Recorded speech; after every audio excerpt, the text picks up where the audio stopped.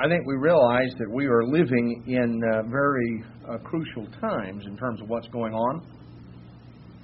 We have commented before, and I have, about the events that are going on the world scene, events in the Middle East, and the fact that we have turned a corner where now there is we have entered a new stage in the events that are to come. I think it's sort of interesting.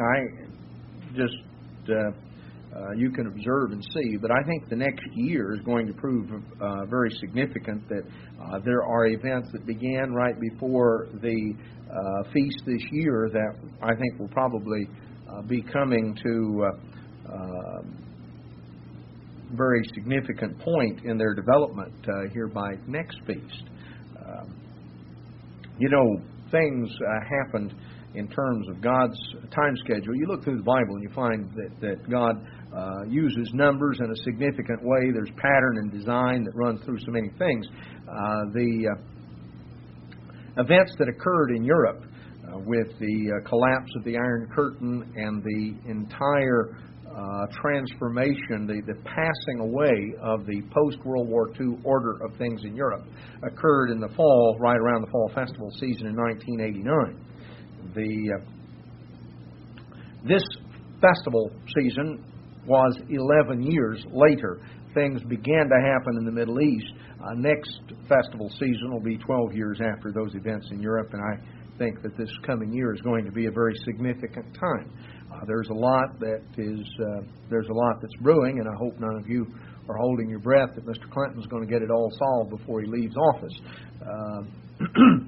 Leave his successor to just sort of twiddle his thumbs, because we'll have peace in the Middle East. Well, that is not the direction that things are headed. There is a focus now on Jerusalem and on the Temple Mount, and specifically that is not going to go away. Now, in that context, Jesus made a prophecy in Matthew 24, verse 14. He says, "This gospel of the kingdom shall be preached in all the world for a witness unto all nations, and then shall the end come." This gospel of the kingdom will be preached in all the world for a witness. God has a purpose. There is a purpose for which you and I were called. Last Sabbath, we focused in on the subject of unity from a godly standpoint and the basis of spiritual unity. And one of the things we looked at was obviously that we have a common identity. There is a common sense of identity that is a basis of unity. And there's also a common sense of purpose. Not only who we are, but why we are. When you go through the Bible, can you find any example in there of where God called someone, but He really didn't have anything specifically in mind for them? He just sort of called them, and it's like, well, if I think of something for you to do, I'll tell you. You go through the Bible, and God always had a work for those whom He had called. Now, we're approaching the time of the climax at the conclusion of the age. Dr. Torrance talked about some of those prophecies in the sermonette. And some of these things that are maybe sort of frightening, sort of scary, and we don't want to think about that. Well, it's reality. It is going to happen. It's not a matter of whether people want it to happen or believe it's going to happen, or you can go around and take a poll. That's the big thing. Now, take an opinion poll. Find out. Well, we're going to find, that the one opinion that counts is God's opinion. It's not a matter of God has declared the end from the beginning. But one of the things we find in the Scripture is an emphasis here. This gospel of the kingdom will be preached in all the world for a witness unto all nations. Then shall the end come. There is a job. There is a purpose. Christ left His disciples with instructions that they were to go into all the world and preach the gospel to every creature. It was an ongoing job. It was a commission. It was a purpose. But as we approach the end of the age, there are other aspects that come in. There is a warning. There is a witness. You read the book of Ezekiel, and you read about the warning that must go to the house of Israel. Just the very proclamation of the gospel itself includes a message of warning and witness. When The Apostle Peter, back in Acts chapter 10, was talking about the message that Christ had required him and the others to proclaim. Peter talked about that, how Christ had come preaching throughout all Judea and Galilee. And then, verse 42 of Acts 10, Peter here speaking to Cornelius and his household, he said, He, Christ, commanded us to preach unto the people, and to testify that it is He which was ordained of God to be the judge of the living and the dead. Peter said He commanded us to preach to the people and to testify, to bear witness of what? That it is He that was ordained of God to be the judge of the living and the dead. So Peter said we were commanded to testify about the second coming of Jesus Christ in power and glory. He is coming back, and He's going to call into an account. He is coming back as judge of living and dead.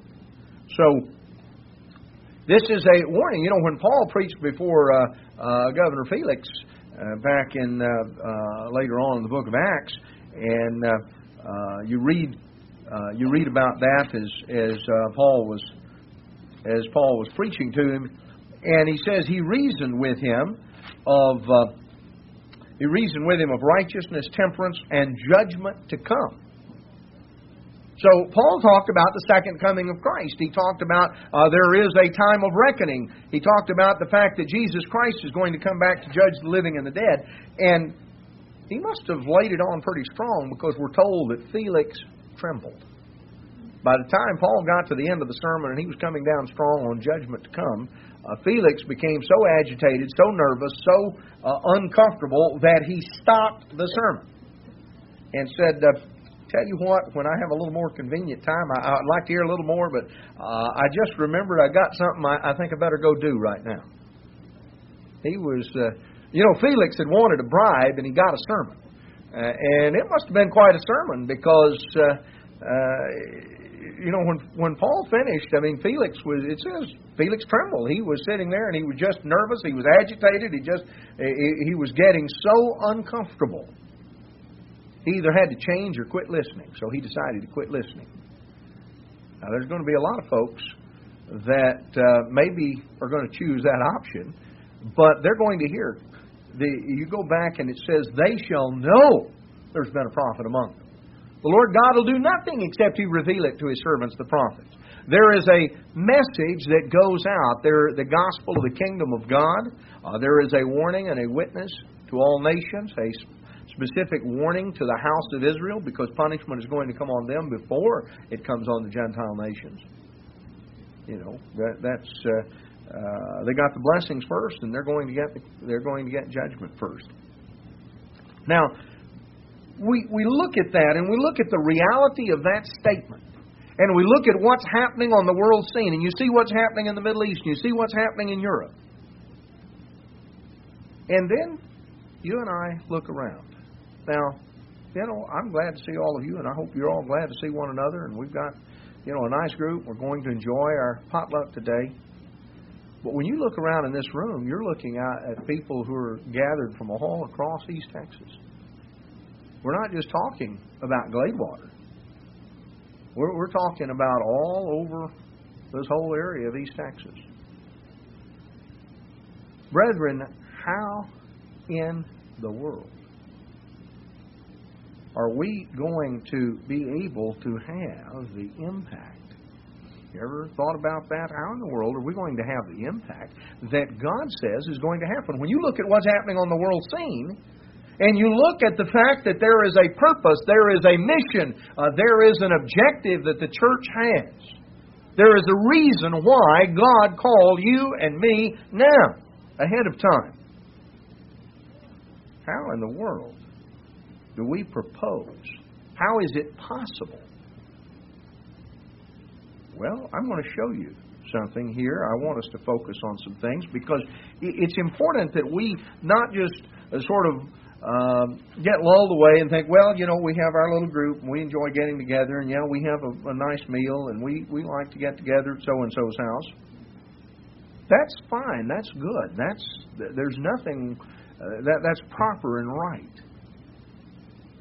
But we have a purpose that far transcends just sort of getting together with our friends. And yet, when you look at the magnitude of the job, we look around at ourselves. In John chapter 15, Jesus said, John 15, verse 1, I'm the true vine, my Father is the husbandman. So Christ is drawing an analogy here. And He says, I'm the true vine, my Father's the husbandman. Every branch in me that bears not fruit, He takes away.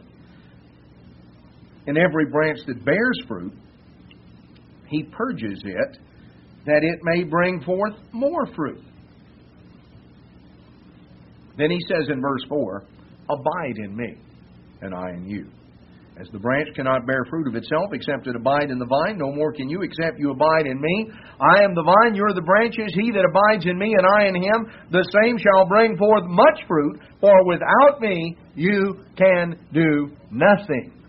Without me, you can do nothing. He didn't say you can do a little bit or you can do pretty good. He said, without me, you can do nothing. Christ is the vine, and we're branches of that vine. That's the analogy that He drew. You know, the branches have to be attached to the vine in order to receive nourishment. You take a branch off of a tree or a vine, go chop it off and tie it to a fence post, and you can go out every day checking it, and you're checking it in vain. It'll never bear any fruit. It'll never do anything except just dry up, wither away, and finally the only thing you can do is use it for firewood. We have to abide in Christ. And He says, if you don't, without me you can do nothing. We have been called for a great purpose. And yet, it is absolutely impossible for us to accomplish our purpose on our own. God didn't call us because He was so impressed and He said, you know, this fella and that one and that lady and this person over here, if I can somehow pool all of their resources and their talents and their money and their know-how, well, you know, they may be able to really accomplish something. God didn't call you and me because He was in need of us. Oh, it's the opposite. You and I are in need of Him. And Christ said, if you abide in me and I abide in you, my words abide in you. You will bear much fruit, and the Father is glorified by you bearing fruit. There's a great deal that will be accomplished. But without me, you can do nothing. You and I do not have the ability to accomplish what God has called us to do with our own strength and our own resources. Paul explained it and stated it succinctly in Romans 8, verse 8, when he says, so they that are in the flesh cannot please God. Those that are, if they're in the flesh, if you're just pursuing with physical strength and human resources, it's impossible. You don't have the ability to really do and accomplish what God has called us to. But now there's a contrast. When you look back in Deuteronomy 31, this is right before, just shortly before Moses' death, and he's talking to Joshua, and he said to Joshua in Deuteronomy 31, verses 8 and 9, or verse 8, he said, the Lord, it is He that does go before you. He will be with you. He will not fail you, neither forsake you. Fear not, neither be dismayed. God is neither unable nor unwilling. Now you think about that for a little bit. On the one hand, we have our power, which is very lacking. And Christ said, without me, you can do nothing. You're not going to be able to accomplish anything of value on your own strength. You're not going to get it done and say, well, look, see what I did. But on the other hand, as Joshua had a job, he had a purpose set before him, and he was told that the Eternal will neither fail you nor forsake you. God's not going to fail you. In other words, God is not unable to accomplish it. It's not that God's going to try hard, but His best won't be good enough. He's just going to fail. He just can't quite get it done. He can't figure out. If God says this gospel of the kingdom is going to be preached in all the world for a witness to all nations, and then the end will come, that's the way it's going to be. He will not fail you. He's not going to be unable to get it done. Neither is He going to be unwilling. See, He said He's not going to fail you. Neither will He forsake you. He's not going to be unwilling. He's not just going to get halfway there and sort of lose interest or find something else to do. In Romans chapter 4, let's notice here what we're told about Abraham in Romans 4, verse 20. Speaking of Abraham, he staggered not at the promise of God through unbelief, but was strong in faith, giving glory to God, and being fully persuaded that what he had promised he was able to perform. See, the bottom line was Abraham was convinced that God could do what He said He would do. Now, what God told him, Abraham's almost 100 years old, and God said, you know, Abraham, I know you haven't had any kids and you really wanted some. I'm going to make you the father of a multitude. In fact, I'm changing your name. And from now on, I want everybody to call you father of a multitude. Now, you go out and introduce yourself. Call everybody together and tell them you got a new name. You're father of a multitude. Abraham staggered not at the promise of God through unbelief. You know, on a human level, that'd be sort of staggering. You're 100 years old and you've never managed to, you and your wife never managed to have any kids up until now. You're 100 and she's 90, and God says, now, we're going to make you father of a multitude. You're going to have so many kids. Going to be your descendants are going to be like the sand that's on the seashore. Look up the stars. If you can count them, you can count your descendants. Boy, you know, Abraham looked up, but he didn't stagger through unbelief.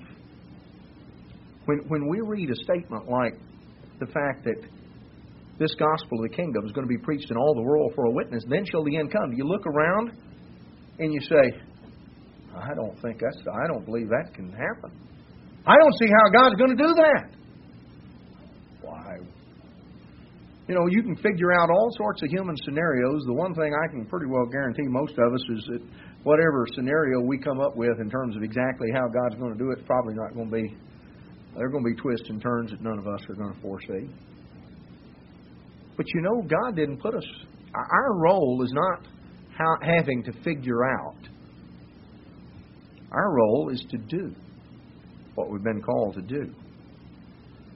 Abraham didn't stagger at the promise of God through unbelief. You and I stagger at that when we look and we see. You know, you read the prophets, and it talks about, they shall know that there's been a prophet among them. And it talks about the fact that when these things happen to this nation, people are not going to be clueless about why it's going to happen. Billy Graham and Tim LaHaye are not the last witness for this country. That's not the best God can do. It's simply not. Abraham was fully persuaded that what he had promised, he was able to perform. It says in verse 19, not being weak in faith, he considered not his own body now dead when he was about 100. You know, he didn't dwell on the fact that I don't see how this is going to work. That wasn't his focus. He was fully persuaded that if God said it, he already had it figured out, and whatever God promised, he was able to perform. You see, our focus has to be on the fact of that God is able to do what He says. God is able. Of ourselves, we can do nothing. But the good news is we haven't been called to do it on our own, by ourselves. You know, God's able to do a lot of things. Notice back in the book of John, chapter 10. Let's look at a few of the things God's able to do. Look at a few of the things God's able to do in your life and in mine. In John 10, Jesus talked about in verse 27, my sheep hear my voice. And in verse 29, he says, my Father, which gave them to me, is greater than all, and no man is able to pluck them out of my Father's hand. You realize, brethren, that absolutely nobody has the power to take you away from God? Jesus said, you're in the Father's hand. And my Father's greater than all. There is nobody, there is nothing that can measure up to God. Who is powerful enough to come up and snatch you out of God's hand? He says, nobody can take you out of my Father's hand. Now, the Father won't hold you there against your will. See, that's the other part of it. Well, God doesn't hold you captive against your will, but nobody is powerful enough to take you away. So, if you choose to stay in the hands of God, you are in a place where absolutely no one is powerful enough to remove you. Notice back in the book of Jude, a little short book, just one chapter right before the book of Revelation. In verse 24 of the book of Jude, Jude writes, Now unto him that is able to keep you from falling, and to present you faultless before the presence of His glory with exceeding joy, to the only wise God our Savior, be honor, be glory and majesty, dominion and power, both now and forever. God is able to keep you from falling. He's able to do that.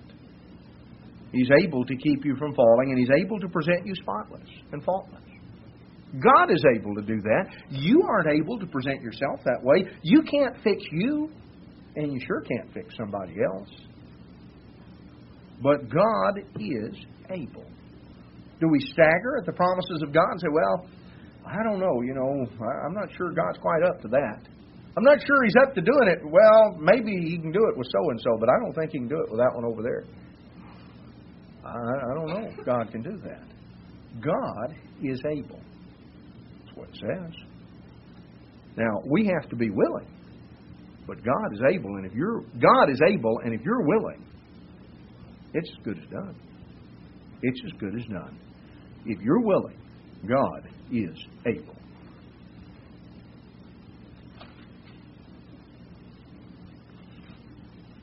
See, God is both willing and able. You don't have to be able. All you've got to do is be willing. Because if you're willing, God is able. And that's something to keep in mind. I don't care what you're dealing with. I don't care what your problem. I don't care how overwhelming it is. I can't think of any problem imaginable that I have not seen God call people out of the world and deal with people in the church who have had any number of problems. I've seen people who have been you name it, whatever the difficulty. God can and does work miracles in our lives. He is able if you're willing. There are many other places we could look at some of the things God is able to do. And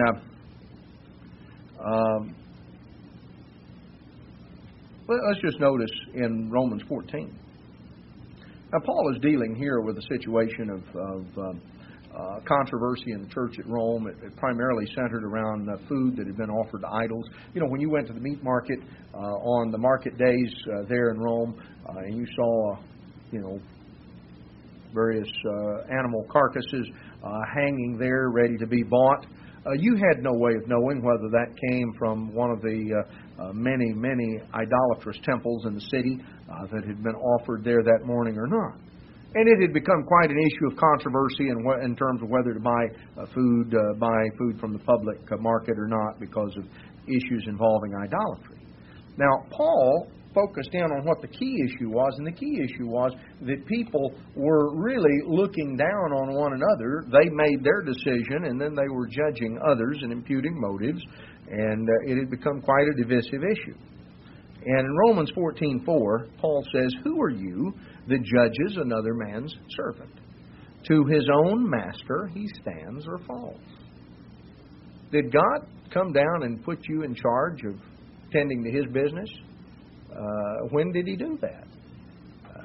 Paul said, Who are you? To his own master he stands or falls. Yes, he shall be held up, for God is able to make him stand. God is able to do that. God is able. He's able to work in our lives. He's able to transform and make changes. God is able. Now, God has chosen to work through human beings. And in the course of working through human beings, God provides gifts. God has worked through a variety of human beings, and God accomplishes His work and His purpose through human beings that come from a variety of circumstances. You know, in Romans chapter 12 and verse 1, Romans chapter 12, Paul talks about gifts. And he says in Romans 12, verse 1, he says, I beseech you therefore, brethren, by the mercies of God, that you present your bodies a living sacrifice, holy, acceptable unto God, which is your reasonable service. Your part is to surrender unconditionally to God, yielding yourself to Him, realizing you belong to Him, to yield yourself. Don't be conformed to this world. Don't take your shape and identity from the society around, but be transformed by the renewing of your mind, that you may prove what is that good and acceptable and perfect will of God. For I say, through the grace given unto me, to every man that is among you, not to think of himself more highly than he ought to think. Don't have some inflated opinion. Think soberly, according as God has dealt to every man the measure of faith. We have many members in the body, and all members have not the same office. We, being many, are one body in Christ, and every one members one of another, having then gifts differing according to the grace that is given unto us. You know, God has called people, a wide variety of people. God hasn't called a bunch of yellow pencils. He's not just sort of stamping out with cookie cutters and everybody God calls just alike. You know, it's interesting. You go through the Scriptures and you read about different men and women that God has used. Back in the book of Numbers, we have a remarkable statement that God inspired to be written down. And we're told in Numbers chapter 12 and verse 3, Now the man Moses was very meek, above all men that are upon the face of the earth. Now that's quite a statement. That's God's evaluation. The man Moses is meek above every person on the face of the earth. He's the meekest man in all the earth. Now, you know, everybody that God called wouldn't fit into that category. You think God has only called meek people. Now, Moses was the meekest man in all the earth. He was a very meek person, and God governed through Moses in a dramatic way. You know, Jesus had a couple of disciples that were very close to Him. And they were always part of the inner circle. Anytime He only picked out 2 or 3, these 2 were always in the group. He took them apart with Him on a number of occasions. James and John. Now, Jesus gave them a nickname early on in their ministry. He called them Sons of Thunder. When you go through and you read the gospel accounts, you don't come to the conclusion that James and John were, you know, at their point in time, that they were the meekest man and the second meekest man in all the earth. Oh, they were sons of thunder. They were anything but meek. In fact, what you're introduced to in there, you remember they were coming from Galilee to Jerusalem, and they came the most direct route. They came straight down through Samaria rather than go around like most of the Jews commonly did, because the Jews didn't like the Samaritans, and the Samaritans returned the favor. They didn't like the Jews either. And there was a lot of antipathy, and so they were coming on their way to Jerusalem and coming through, stopped in this village in Samaria to buy something to eat. And the disciples went in. The folks there said, "No, we're not going to sell you anything to eat. We're not going to rent you a room. We're not going to sell you anything to eat. We don't, you know, you guys are on your way to Jerusalem. I know where you're going. We don't want you around here. We're not going to sell you anything." Boy, they came back and they were mad. They weren't feeling particularly meek about it. James and John flared up and they said, "Lord, you want us to just call down fire from heaven? We'll just burn the place up, just sort of nuke it. Make a black crater here." Jesus shook His head and He says, "You don't know what spirit you're of. Why don't we just go on to the next village? Let's just go on down the road. It's no big problem." But you know, James and John, you read the account. You remember how they antagonized and made the other disciples mad? It was because they had come to Jesus and they were sort of jockeying around and trying to get, and even gotten their mother even got in on the act. They wanted the appointment as number 1 and number 2. We want to sit on your right hand and on your left when you come into your kingdom. When the other disciples heard it, it says they got mad. See, they weren't in danger of winning any great race for meekness themselves. Now, the man Moses was the meekest man in all the earth. He forsook Egypt. He forsook being a prince in Egypt. He was content to be a shepherd in the desert. He was not a person who was always trying to put himself in the forefront. That wasn't his particular problem. James and John, on the other hand, they were ready to sort of elbow the others out and sort of get right up there, and see how close they could get. They weren't bashful about it. You remember, on one occasion, John came up to Jesus and he said, Lord, I saw somebody out there casting out demons in your name. I told him to quit. I told him to stop. He better quit. He better cut that out. These were sort of take charge kind of guys. Now, Jesus called them, and when you read what happened, you see, a lot of times you and I look around and we can sort of understand people that are like us. And sometimes, even in marriage, one of the problems and the frustrations people have is they sort of look at their mate and they say, what's wrong with you? Why can't you be more like me? I mean, this is the way I react, and I think it's pretty crazy that you don't react the same way.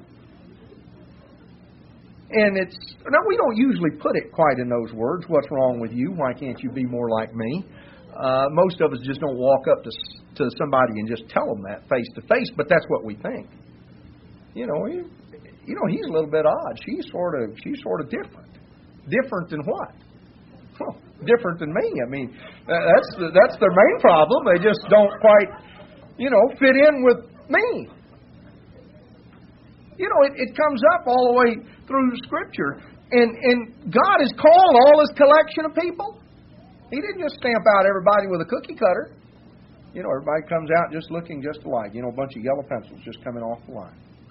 Now, God does have something in mind that He wants everybody to share, and that's character. Now, there's a lot of different personalities and temperaments. We all start at different places. And God has called a wide variety of personalities, and we have a variety of talents and abilities. But the same 10 Commandments apply to everybody. It doesn't matter what your personality is, what your temperament is, what talents you have. God wants everybody to keep the 10 Commandments, to reflect love toward Him and love toward neighbor. The fruits of the Spirit, love, joy, peace, long-suffering, gentleness, goodness, meekness, temperance, faith. Those are fruit that God desires to be born in the lives of every one of us. Though, frankly, as we go through the list, I think we all have to be honest enough with ourselves to realize that we don't always bear all of those fruit in exactly proportionate amounts. I mean, sometimes we may find a little easier, this one comes a little easier, this one seems to grow a little better in the soil we provide, and that one is sort of shriveled up. He doesn't look too good. He obviously needs a little more water and a little more fertilizer because maybe different ones. I mean, you can go through the list and sort of look at it from your own standpoint.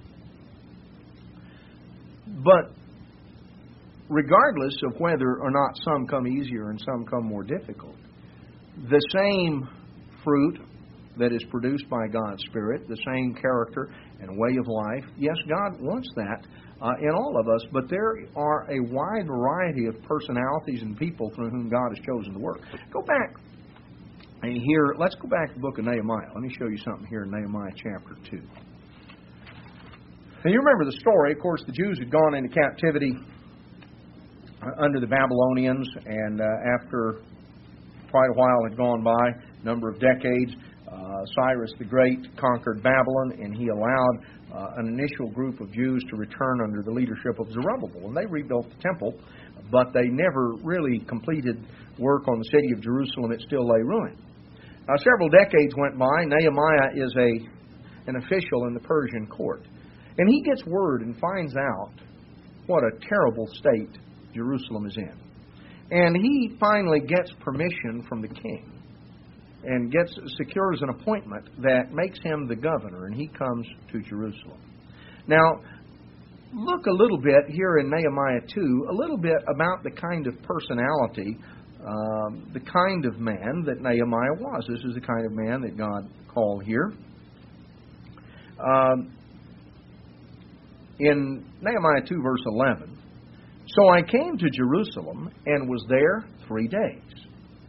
And I arose in the night, I and some few men with me, and I didn't tell any man what my God had put in my heart to do at Jerusalem."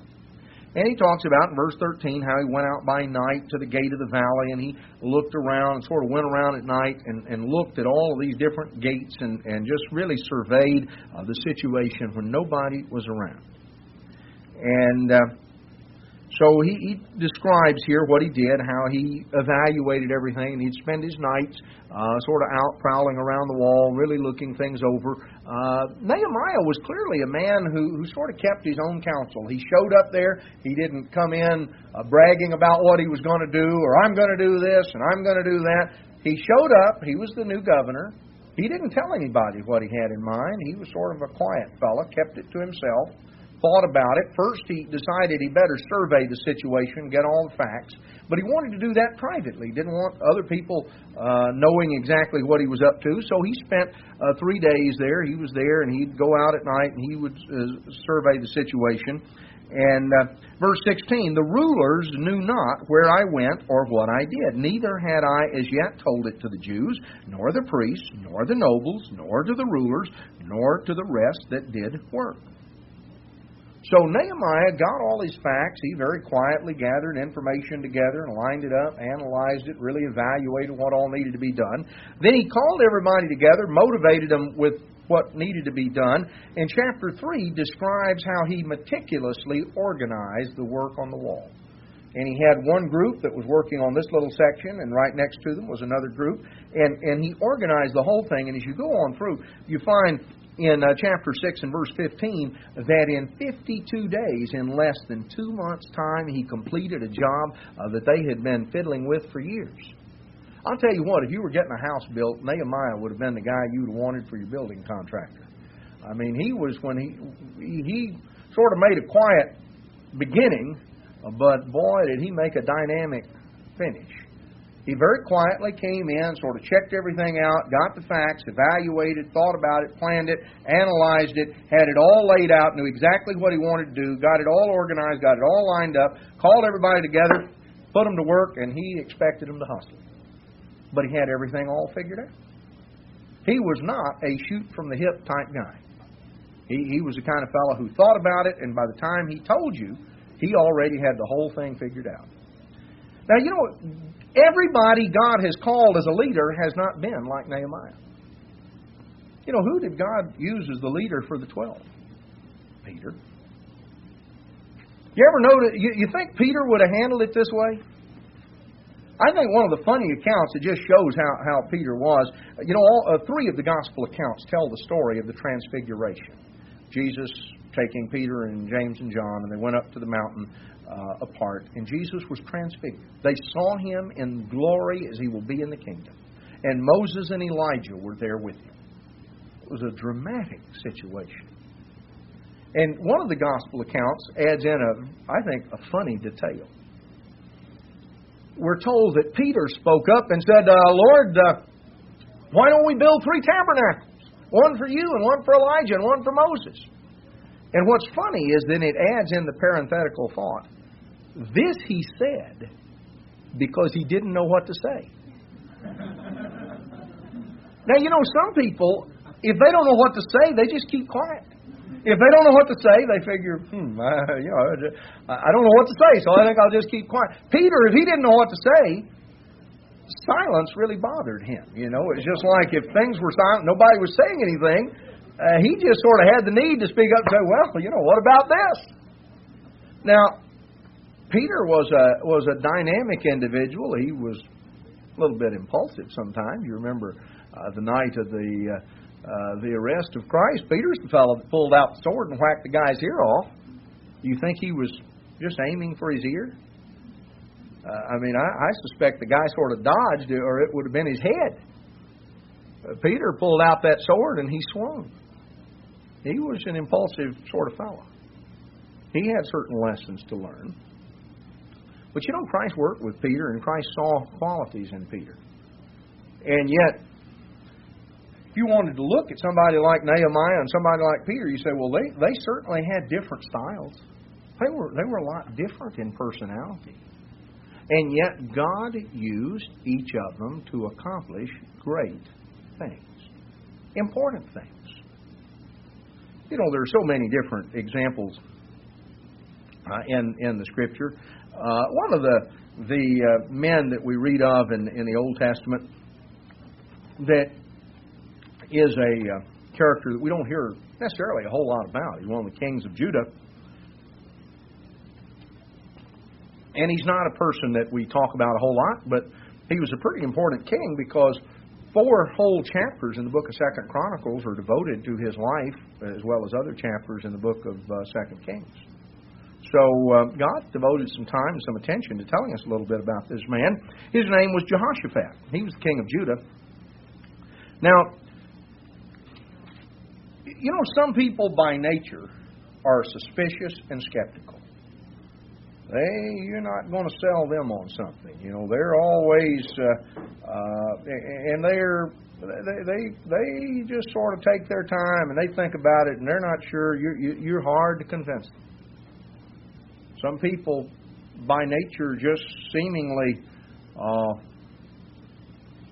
a little quicker to see the negative side of things. Yet, on the other hand, you've got people that it's like they look at the world through rose-colored glasses. They never suspect the worst. It's really hard for them to believe that somebody is sneaky and conniving and crooked because they're not that way, and they just always sort of, you know, somebody tells them something, they're just willing to accept it at face value. Now, Jehoshaphat was an individual like that. Jehoshaphat sort of felt sorry for people, and he was always one who was able to be talked into helping somebody out. The trouble was, some of the people who talked him into helping them out weren't people that needed to be helped out. There was no more wicked king that northern Israel had than Ahab. And he was married to Jezebel, who was a lot more wicked than he was. Ahab had gotten himself in a mess. He had lost one of his major cities. Syria had come in and made incursions into northern Israel, and Ahab couldn't figure out how to get it back. And so he invited Jehoshaphat. You can read the story in 2 Chronicles 18. He invited Jehoshaphat up for a big meal, and he said, you know, I really need some help. The Syrians have come in and they've conquered this part of my territory, and I really need your help. And Jehoshaphat felt sorry for him. He said, well, you know, I'll help you out. Sure. Why? I'll do anything I can. And so Ahab had all these pagan priests dancing around putting on a show. And Jehoshaphat said, now, look, before we go any further on this, he said, I really think we need to talk to a prophet of God. These fellows you got here, that's fine, but I want to, before I do anything, I want to talk to a prophet of God. Don't you have one around? Well, Ahab sort of hemmed and hawed, and he said, well, we got one fellow over here, Micaiah, the son of Imlah, but I don't like him. I don't like him. He never has anything good to say. You can go through and read the story. Finally, Jehoshaphat said, oh, no, please don't talk like that. Let's hear from him. So Micaiah comes over there, and Micaiah lays the whole thing out, and he finally looks at Ahab, and he says, I'll tell you exactly what I saw. God gave me a vision. By all means, king, you go out to battle. Go out to battle against the Syrians. That's good. And I'll tell you what I saw. I saw all Israel scattered like sheep without a shepherd. Going out there, king, you're going to get killed. There's a king that's going to be slaughtered before this day is over. Now, Ahab was a sneaky rascal. And there's no place that better evidence is it than right here in 2 Chronicles 20, or 2 Chronicles 18, verse 29. When Micaiah finished talking, you know what Ahab did? He looked over at Jehoshaphat and he says, you know what? He says, I think I'm just going to wear some sort of old grubby clothes. I'm going to disguise myself when we go out to battle. But you, by all means, put on your crown and your royal robes and really, by all means, I mean, you really need to wear a full dress uniform. I'm just going to wear some old grubby stuff here. Now, what do you think Ahab had in mind? If there's going to be a king killed today, it's not going to be me. Nobody's going to know I'm the king. I'm going to disguise myself. But old Joe here, we're going to dress him up and stick him in a chariot and put him out there in front. If they're hunting for a king, he's the first guy they'll see. And you know what? That's exactly what happened. The king of Syria, verse 30, had told his men that the instructions he gave was, he said, now look, when you go out there to battle, I don't want you wasting your time on anybody except the king. I want you to go straight for the king and kill him. We killed the king and we won the battle. So you don't bother with great or small, only with the king of Israel. It came to pass, verse 31, when the captains of the chariots saw Jehoshaphat, guess what they said? Hey, that must be the king of Israel. They were expecting to find a king out there, and he was the guy that was dressed up like a king. And they compassed about him to fight. And poor old Jehoshaphat, all he could do was cry out to God, and God helped him. God had mercy on him. And they just, for some reason, just sort of departed and left him alone. And Ahab, who thought he was so smart, somebody just sort of pulled back with a bow and let go, and the arrow went right through Ahab. You don't outsmart God. It's not like, God's going to do this. Well, I'm going to sort of sneak around here and do that. I'll protect myself. Well, Ahab came back home. You can imagine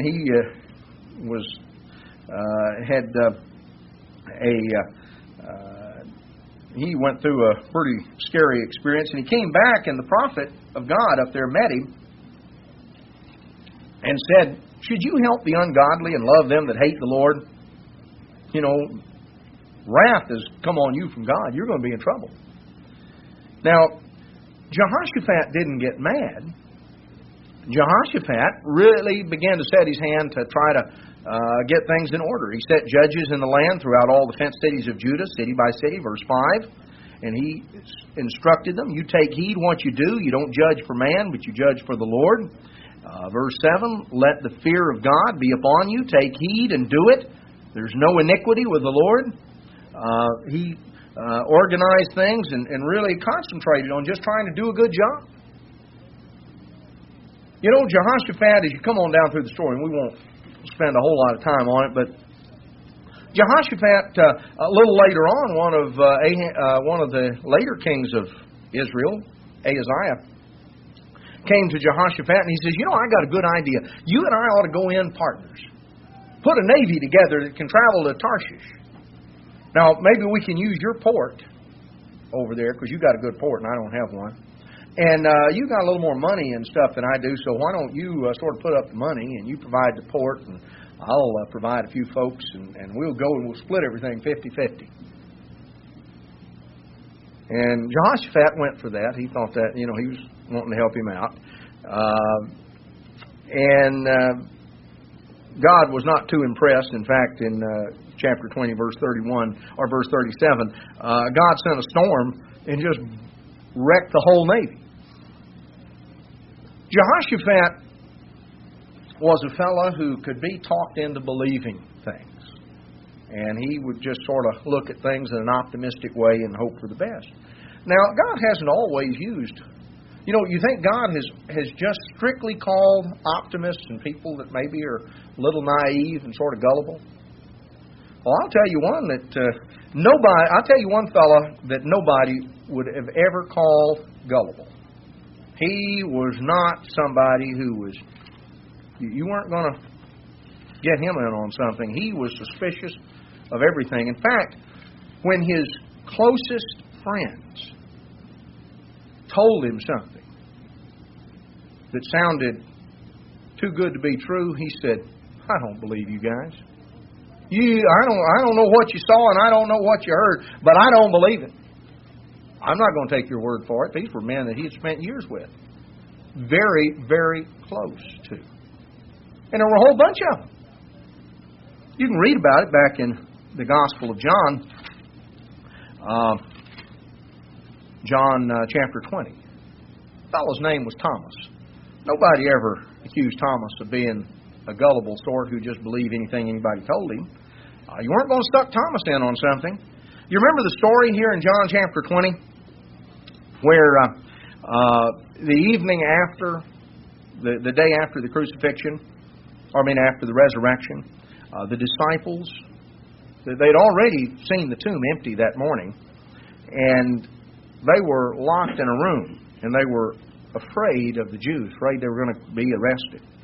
And while they were there in the room, Jesus came. This is John chapter 20, verse 19. Jesus came and stood in the midst of them and said, "Peace be unto you." And when he had said so, he showed unto them his hands and his side. His disciples were glad when they had seen the Lord. Now, Christ talked to them, but we're told down in verse 24, Thomas, one of the 12, wasn't there. He happened not to be with the group that evening. And the other disciples saw him, and they were so excited. Can you imagine? They had seen Jesus. He was resurrected. They'd already seen the empty tomb. They knew the tomb was empty, but they didn't know where he was and what was going on. They had seen him. He had appeared to them. And they saw Thomas, and they said, "It's wonderful. It's just what the women said. He is alive. He's raised from the dead. We saw him. We were all together, and he appeared." And Thomas said, verse 25, "I don't believe you, except I shall see in his hands the print of the nails, and put my finger into the print of the nails." I'm not just going to look at it. How do I know it's not a fake? Maybe somebody sort of drew it on there. I want to put my finger in it. I want to see if there's a hole there. I want to thrust my hand into his side. Unless I do that, I'm not going to believe it. I don't believe it. I don't know what you guys saw, but I don't believe that you saw him. He's dead. Unless I can put my hand in there and feel the hole, I don't think it's him. Well, a little over a week later, they were all together, and Thomas was there, and they were up there in this room, and doors were all shut and locked, and Jesus just suddenly appeared right there in the midst. Spoke to him, "Peace be unto you." He looked over at Thomas, and he said, "Thomas, come here. I want you to stick your finger in something. Here's my hand. Stick your finger in the hole. And take your hand while you're at it and thrust it into this hole in my side. I want you to know it's me. Don't be faithless, but believing." And Thomas answered and said, "My Lord and my God." Thomas believed, but he was not the kind of fellow that was easily convinced. If Thomas had been back in Jehoshaphat's place, you think old Ahab would have talked him into decking out like the king? You go out there and let them all... Well, he didn't tell him, go let everybody shoot at you, but Thomas would have sort of figured that out. Because Thomas was not a fellow that just was naturally optimistic and always saw the good side of human nature. You remember back in John 11, when in John 10, you have the account Jesus and the disciples had been up in Jerusalem in December at the Feast of Dedication. And before he left, he had so antagonized the religious leaders, they were picking up rocks and ready to throw at him. And he barely got out of there. Well, about 6 weeks have passed, and they got word that Lazarus was sick.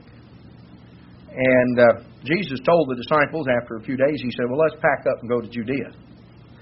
And let's go to Judea. And the disciples, John 11, verse 8, the disciples said, "Well, now, Master, are you sure you want to go back to Judea? The Jews of late sought to stone you. You're going to go back there? Just a few weeks ago we were up there and they were throwing rocks when we left. We just barely made it out the gate and down the road. Are you sure you want to go back?" Well, Jesus said, "Yes, we're going. Come on, let's go." And let's go. This is in John 11, verse 15. Thomas at that point piped up. Jesus said, "Yes, we're going. Come on, let's go." Thomas piped up and told his fellow disciples, he said, "Well, I guess we might as well go too. Let us go. Let us also go that we may die with him." I guess we're all going to go up there and get killed. If he wants to get killed, I guess we might as well go and get killed too. Thomas just didn't automatically take an optimistic view. That, I'm sure everything will work out okay. Why, things will be fine. We'll just go up there and I know He'll take care of it. Thomas said, I don't think it's a good idea. You're going to go get killed. Well, I guess I might as well get killed too, because that's what's going to happen to all of us. You reckon he probably grumbled a little bit to the others on the way up there? I told you guys this wasn't a good idea. I bet there's not a single one of us going to come out of this thing alive. Thomas was just not the sort of fellow that just automatically always saw the positive side and the best side and just always assumed everything was going to be fine. God took and used people with a wide variety of personalities and strengths. There's too many places. Back in Luke 10, let's just notice one account back here, Luke 10. We'll notice one more.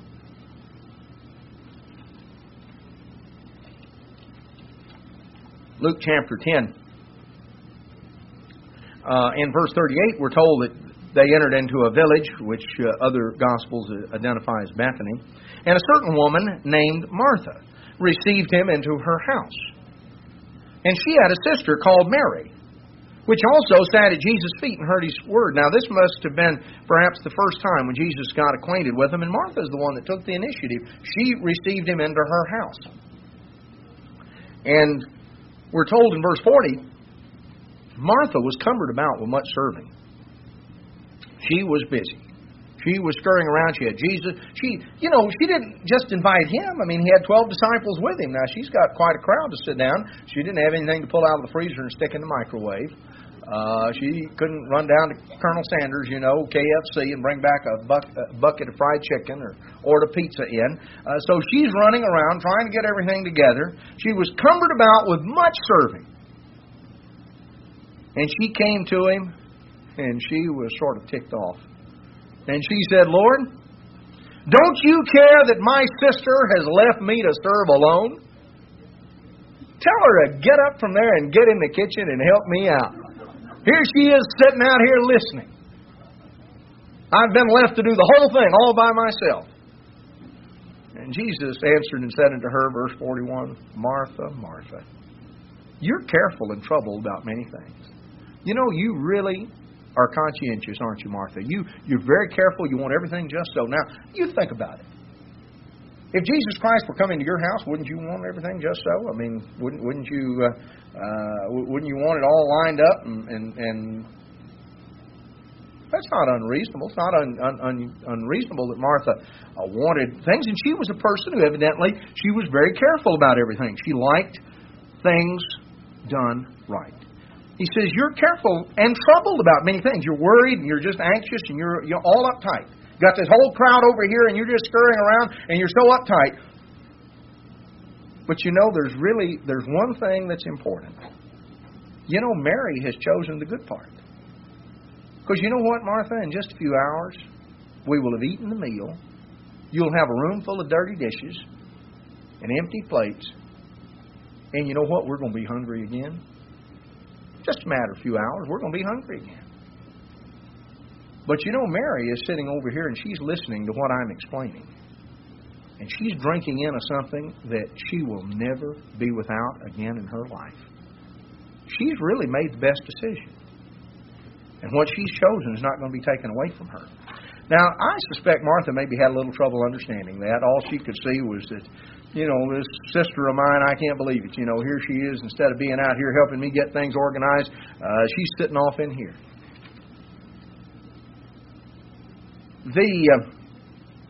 But it's interesting. You think Jesus he sort of liked Mary, but He didn't care much for the others? Notice John 11. John 11, verse 1. Now a certain man was sick, named Lazarus, of Bethany, the town of Mary and her sister Martha. Mary's the one that anointed the Lord with ointment and wiped His feet with her hair. It was her brother that was sick. And his sister sent unto Him and said, Lord, behold, he whom you love is sick. Jesus heard, and He knew what the plan was. He knew what God had in mind. But notice verse 5. Now Jesus loved Martha and her sister and Lazarus. Jesus, it mentions Martha first. Jesus loved Martha. He really thought the world of Martha. And He loved her sister Mary, and He loved Lazarus. You realize all three of them were very different personalities. I get the impression, Lazarus is sort of mentioned, sort of adds in. I get the impression that of the three, of the two sisters and the brother, Martha was really sort of the dominant personality in the group. It evidently was her house. That's what we're told back in Luke 10. We're not given a lot of background and details on it.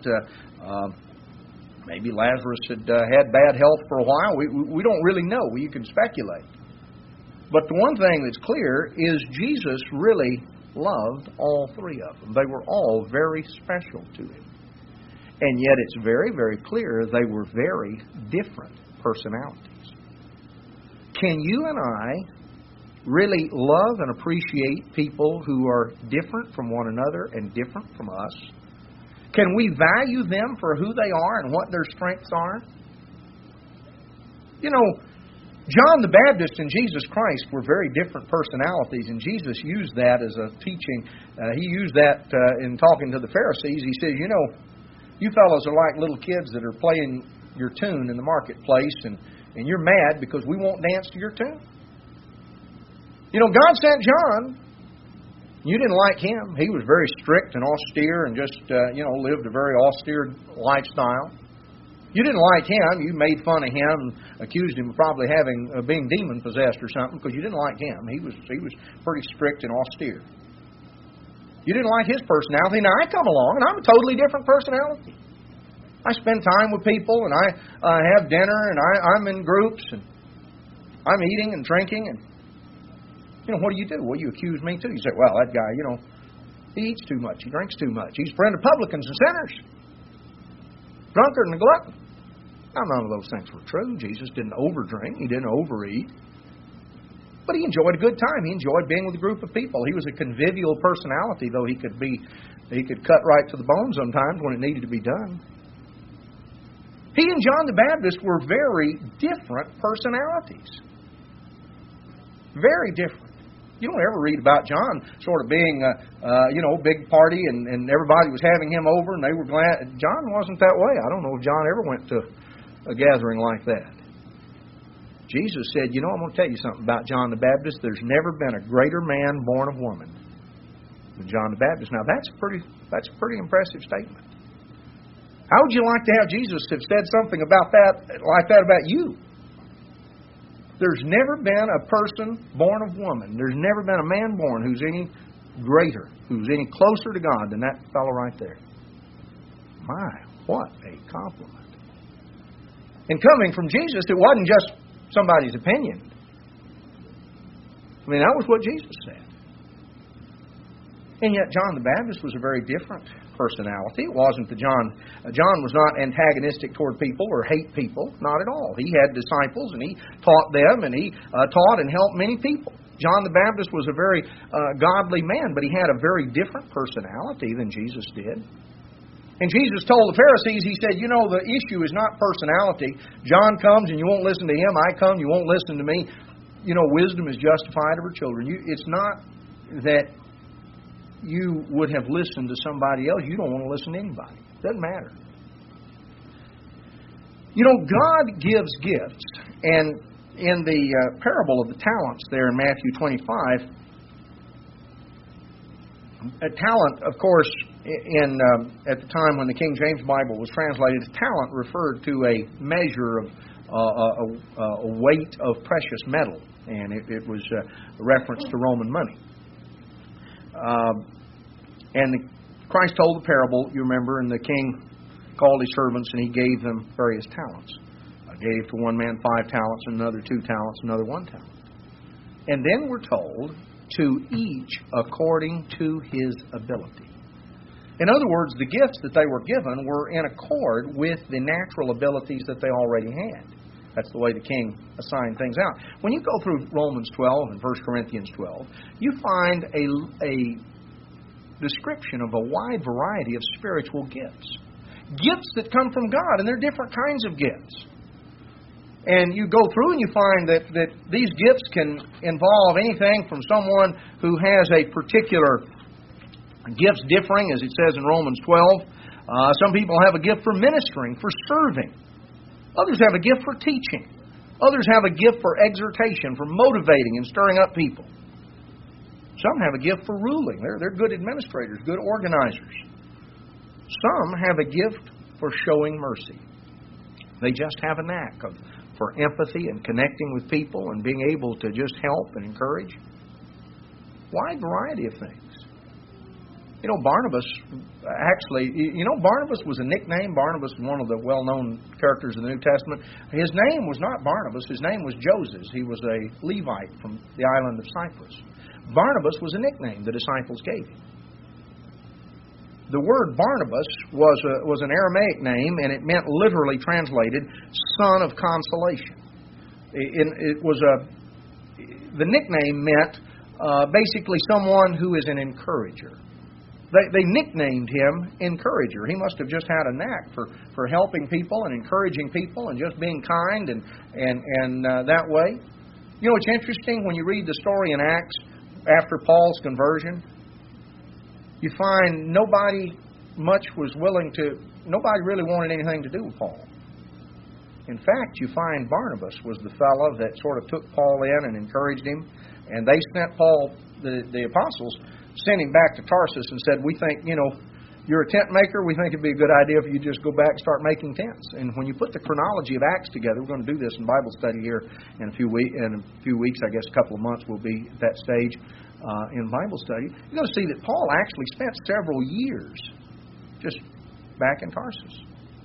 He stayed back there until the apostles sent Barnabas to Antioch to raise up a church, and Barnabas went up to Tarsus, got Paul, brought him down there, and made him his assistant. Barnabas just had a knack for empathizing with people and encouraging people and just sort of bringing out the best in people. He was not the kind of person who was, let's say, would not give people a chance or an opportunity. He was always willing to give somebody an extra chance and try to help them. In fact, later on, he and Paul had a disagreement because John Mark had sort of fizzled out on the first tour, and Paul didn't want to have anything more to do with him. Paul was a real hard-driving sort, and he never gave up, and he never slowed down, and he didn't expect anybody else to either. And John Mark, I don't know if he got homesick or just sort of got tired of all the going and traveling, and he just sort of, he didn't want to go anymore. And Paul was disgusted. And the next time they got ready to take a trip, Paul said, that fellow, he's not coming with me. I don't want anything to do with him. Well, he quit on us halfway through. And so Barnabas told Mark, he says, well, you come on, you can go with me. He told Paul, he says, well, I'll tell you what, you choose another assistant. I think, Mark, I think that I think we need to help him. And if you don't see it that way, well, I'll go here and you go there. I'm going to take Mark with me. It's interesting because the last letter Paul wrote in 2 Timothy, he paid a compliment to Mark, and he talked about how Mark is really profitable for the ministry. Years later, Paul came to realize in the last letter he wrote, almost the last few words that he wrote, he paid a compliment to Mark. And if you think about it, he was really paying a compliment to Barnabas because Barnabas was the one that didn't give up on Mark. Now, Paul, in one sense, Paul accomplished more than Barnabas. He labored more abundantly than they all. But you see, every member, everybody had something to offer. And everybody's contribution was important. God used a bunch of different personalities, and some were more aggressive, and some were a little more thoughtful, and some were impulsive, and others sort of stopped and thought about things and analyzed it. A wide variety of personalities. God has called us, He's called a group of people who, in many ways, are very different from one another. We're quite a collection of personalities. We come out of different backgrounds and circumstances. And if you start looking around the world, you'll see that multiplied. But every single person has something valuable. God did not make any mistakes. Now, of ourselves, what did we see at the beginning? Of ourselves, we can do nothing. It doesn't matter how capable you are. It doesn't matter what your personality is and how friendly and outgoing you are, or how analytical and thoughtful you are, or how this or that, whatever it is. We reflect a lot of different personalities. And it doesn't matter. Of ourselves, none of us have within ourselves what we need to be successful in the spiritual endeavor to which God has called us. But God is able.